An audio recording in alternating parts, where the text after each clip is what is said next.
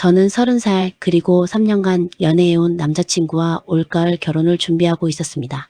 평생의 동반자를 만났다는 설렘으로 하루하루가 행복했고 엄마와 언니 그리고 이미 하늘나라로 떠난 아빠에게도 부끄럽지 않은 딸이 되고 싶었습니다. 그런데 바로 어제 제 인생의 가장 치욕적이고도 충격적인 하루가 되었습니다. 상견례는 평일 저녁 도심의 한정식집에서 진행됐습니다. 입구에는 고급스러운 조명이 은은하게 켜져 있었고 홀에는 잔잔한 음악이 흘렀지만 제 발걸음은 무겁게만 느껴졌습니다. 양가 부모님과 저 남친까지 5명이 둥근 테이블에 마주 앉았고 처음에는 의례적인 인사와 안부로 시작했습니다. 예식장, 신혼집, 혼수 같은 현실적인 문제를 정중하게 논의하면서 긴장 속에서도 웃음도 오갔습니다.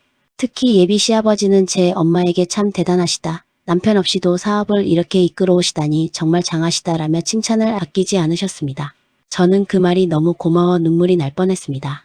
하지만 그 순간 예비 시어머니의 표정이 굳어졌고 그 이후로는 믿을 수 없는 말들이 쏟아졌습니다. 이런 데서 상견례를 잡았냐? 돈 있는 집안이라면서 호텔도 아니고 이런 꾸진 식당에서. 그 말이 시작이었습니다. 제 얼굴은 순간적으로 화끈 달아올랐고 제 옆에 앉은 엄마도 잠시 젓가락을 내려놓았습니다. 이어지는 말은 점점 수위가 높아졌습니다. 결혼식은 호텔에서 해야지. 너희 집이 사업하는 집이니 당연히 비용은 다 부담해야 한다. 집은 반반 내더라도 명의는 우리 아들 앞으로 해야 한다. 심지어는 혼수는 내가 직접 고를 거니까 카드를 주라는 말까지 나왔습니다. 저는 귀를 의심했고 엄마의 굳은 표정을 보며 심장이 쿵 내려앉았습니다. 거기서 멈추지 않았습니다. 예비 시어머니는 제 엄마를 향해 남편 없이 애들 키운다고 밖으로만 싸돌아다니면서 뭐 제대로 한 게 있냐. 그런 집에서 자란 애가 뭘 알겠냐. 내가 다시 가르쳐야지. 그리고 저를 향해서는 밖에 많이 돌아다녔으니 남자들이 많이 꼬였겠네. 우리 아들한테 세 장인어른 생기는 거 아니냐라고 말했습니다. 순간 제 속에서 뜨거운 피가 치밀어 올랐습니다.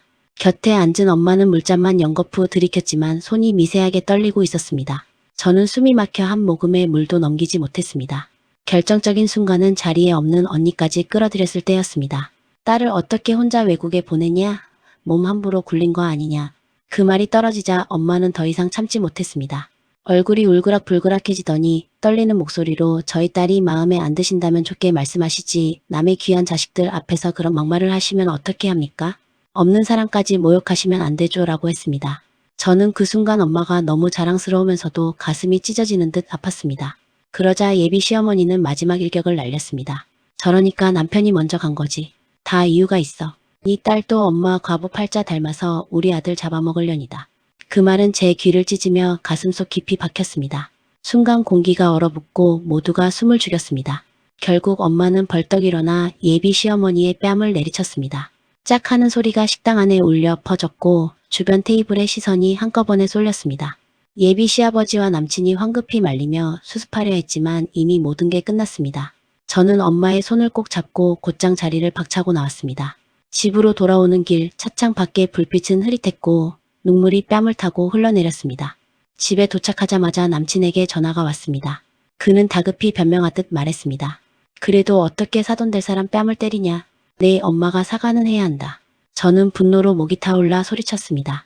내 엄마가 우리 가족을 그렇게 모욕했는데 사과는커녕 우리가 해야 한다고? 내가 지금 사람 맞아? 전화를 끊은 뒤 손은 떨리고 가슴은 미어졌습니다. 언니에게 전화를 걸자 언니는 분노에 찬 목소리로 말했습니다. 이 결혼 당장 접어. 엄마가 무슨 잘못이야. 네가 뭘 보고 그런 집에 시집을 가겠다고 해? 언니의 목소리에 눈물이 터졌습니다. 하지만 엄마는 어제 이후로 한마디 말도 하지 않으셨습니다. 오늘도 아무렇지 않은 척 출근하셨지만 굳은 어깨와 굴곡진 손등이 엄마의 상처를 말해주고 있었습니다. 남친은 여전히 결혼이 이어질 거라 착각했습니다. 우리 엄마가 철이 없어서 그렇다. 내가 잘 단속하겠다. 하지만 그 말은 오히려 제 마음을 더 차갑게 만들었습니다. 사과가 아니라 변명, 책임이 아니라 회피. 저는 더 이상 그와 미래를 함께할 수 없다는 걸 깨달았습니다. 저녁 엄마가 불쑥 전화를 주셨습니다. 회사 앞으로 나와라. 같이 밥 먹자. 식당에 앉은 엄마는 평소처럼 밝은 척하며 음식을 시켰지만 술잔을 기울이다 이내 조용히 물었습니다. 엄마한테 실망했냐? 저는 울음을 참으며 고개를 저었습니다. 아니야. 엄마는 내 자랑이야. 세상에서 제일 존경하는 사람이 엄마야. 그제야 엄마는 아빠 이야기를 꺼내셨습니다. 제가 태어났을 때 아들이 아니라고 잠시 실망했지만 이내 더 예뻐하며 자랑하던 아빠의 모습, 그리고 아빠가 돌아가신 뒤에도 울음을 삼키며 꿋꿋이 버텨온 자신의 이야기를 하셨습니다. 마침내 엄마의 눈에서 눈물이 흘러내렸습니다.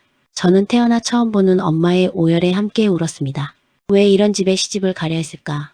왜 엄마 마음을 이렇게 아프게 했을까? 지난 3년의 시간이 허무하게 느껴졌습니다. 죄책감과 분노와 슬픔이 뒤섞여 밤새도록 잠을 이루지 못했습니다. 그리고 결심했습니다. 내 인생의 소중한 3년을 쓰레기로 만든 건 너희 가족이다. 무엇보다 우리 엄마의 마음을 갈기갈기 찢었다. 네가 뭔데, 내 엄마가 뭔데.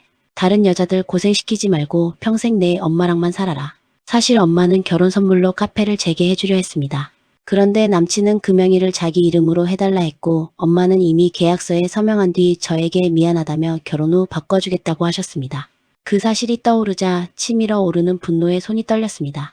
착한 엄마를 속이고 제 인생을 농락한 결혼은 더 이상 의미가 없습니다. 저는 오늘부로 그와의 인연을 끊습니다.